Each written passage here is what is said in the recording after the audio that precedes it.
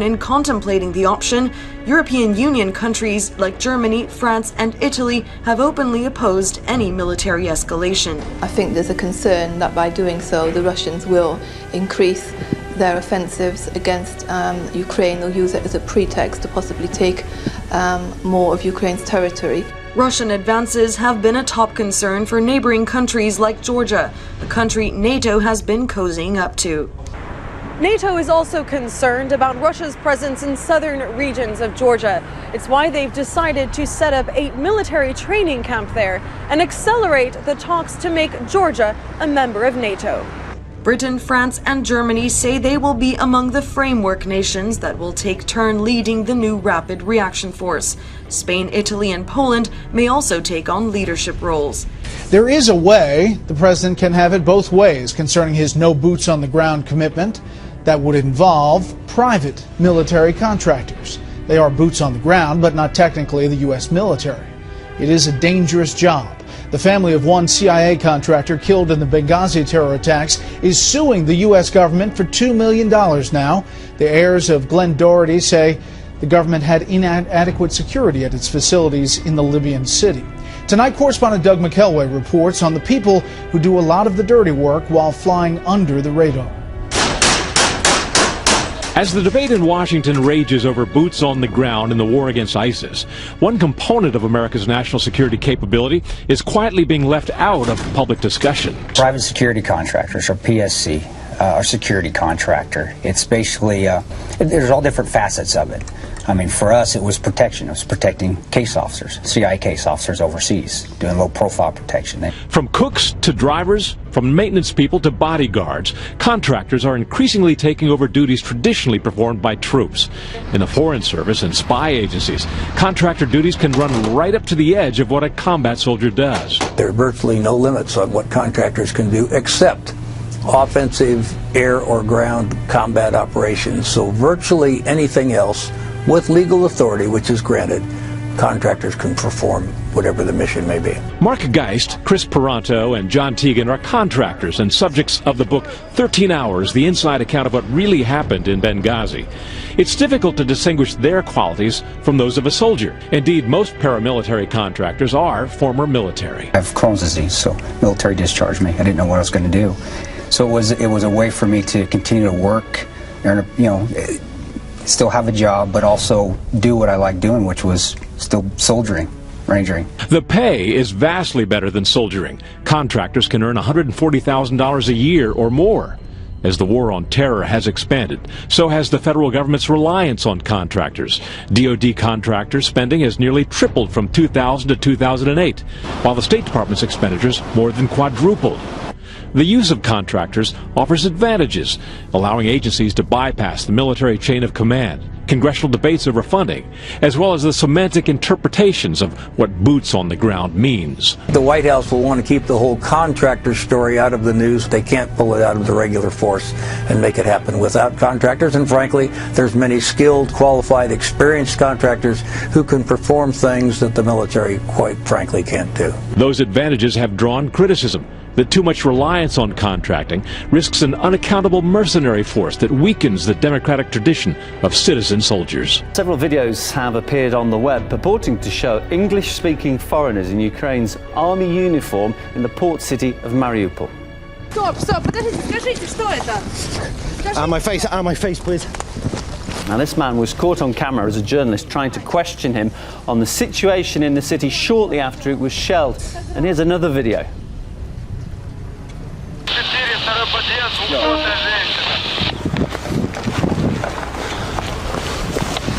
Maybe explode, maybe not, so blow up in situ.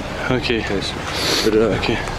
Now, the description under that video claims that the person in uniform seen at the start of the clip is American. However, I should say there is no proof that that is definitely the case. The details of the patch on his shoulder, they are indistinguishable, and the man's facial features cannot be made out. Other videos have previously emerged, those showing foreigners among the ranks of the Ukrainian National Guard, which is made up of volunteer troops. To discuss this further, I'm joined live now by Nebojsa Malic, Foreign Affairs Analyst. Welcome. I mean, you'll have had a chance to look at that video by now. What's your personal opinion on this? Do you think that there are Westerners, shall we put it? There's some discrepancies over definite identities, but Westerners fighting on the side of the Kiev forces. Absolutely. I think the clips prove it beyond reasonable doubt. In fact, to me, the accent of the "get out of my face" man seemed very much military American. People have said maybe Canadian, maybe British. I don't think it's British. It could theoretically be Canadian, but it sounds to me like American military. This is perfectly in line with mainstream NATO policy of intervening in Ukraine, providing ammunition, weapons, and even advisors to the Kiev junta. Just this morning, the Bosnian defense minister resigned over pressure to sell weapons to the Kiev government and ammunition. So again, we've got this concerted effort in the West to aid the junta's repression of the population in the East, combined with this propaganda war, basically blaming everything on this phantom Russian invasion for which no evidence has ever been produced. I mean, if we were talking English or American soldiers fighting out in Ukraine for Kiev, where would they have come from? I mean, we've heard in the past claims of Western private military companies being involved. They are just claims, but is that the most likely scenario, do you think? I would imagine so. I mean, consider that U.S. advisors were working with the Croatians back in the 1990s, and that the Kiev government has repeatedly invoked this precedent as something they would like to see there. And consider persistent rumors that have never been conclusively proven nor disproven that former Blackwater, now I believe calling itself Academy, has been involved exactly in that particular area from Odessa to Mariupol. I wouldn't be surprised in the least that these were mercenaries. Just briefly, I mean, you do hear stories, I've personally heard stories such as this. Why do you think we're not seeing substantial proof, though, if that is the case? Well, it depends on whether these people are engaged in combat activities. Very recently, Mariupol hasn't been a combat zone, not after the September ceasefire, and all of a sudden now it is. And you have these people basically caught in the open, and obviously having some very poor operational security practices. Otherwise, nobody would have ever spoken English to a local TV reporter if they were trying to keep a secret. And this man obviously blurted out his emotions. So I'm guessing mercenaries, I'm guessing in a sort of an advisory guidance role as opposed to a combat role, leaving that to various Western volunteers who join the volunteer battalions out of some personal Nazi sympathies. But this is strictly professional. Interesting to hear your thoughts. Thanks so much for coming on RT. Nebojša Malić, foreign affairs expert there, speaking to us.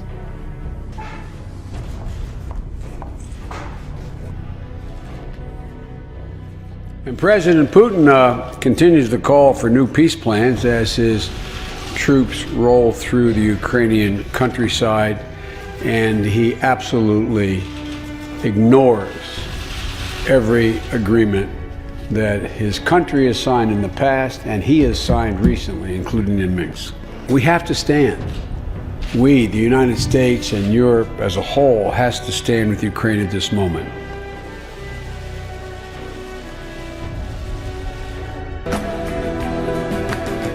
An appeal for peace in Ukraine from Pope Francis. As violence in the east mounts, the pontiff offers his thoughts and prayers. Il mio pensiero va all'amato popolo ucraino. My thoughts go to the beloved people of Ukraine. Unfortunately, the situation is worsening, and so is the position of all of the parties involved. E si aggrava la contrapposizione tra le parti.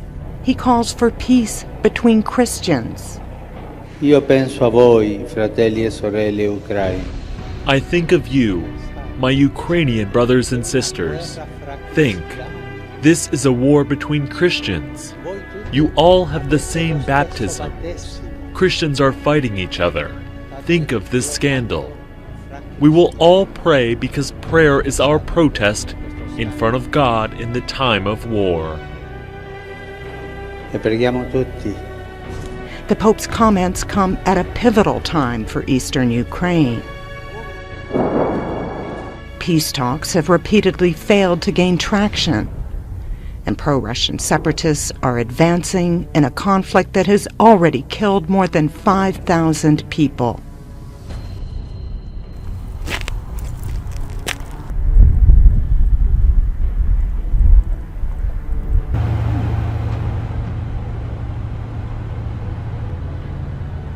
I take with me the passport and military ID of Russian soldiers, Russian officers who were come to us, and leave it together with that. This is the best evidence for the aggression and for the presence of Russian troops.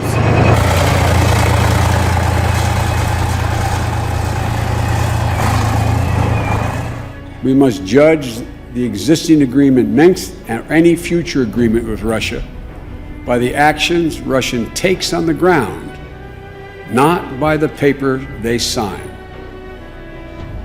And given Russia's recent history, we need to judge it by its deeds, not its words. Don't tell us, show us, President Putin. Too many times President Putin has promised peace and delivered tanks, troops, and weapons.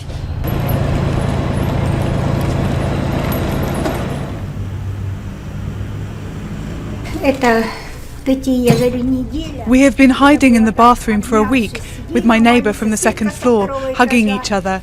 We didn't eat anything. There wasn't even any bread or food, nothing at all.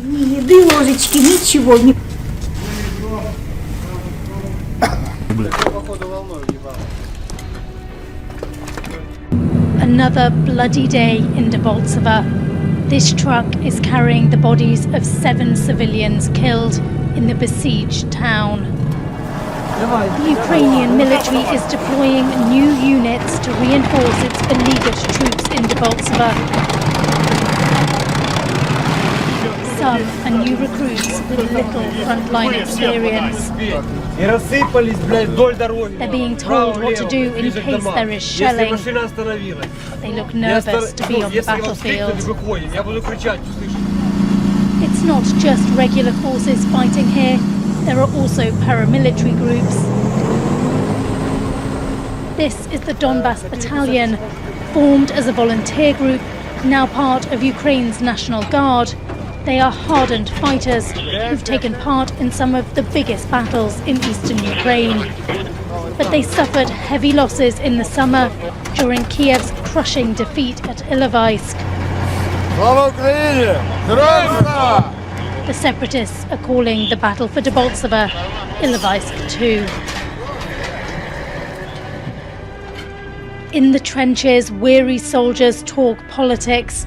They hope Kiev's international allies will come to their aid. We were not ready for such a serious invasion.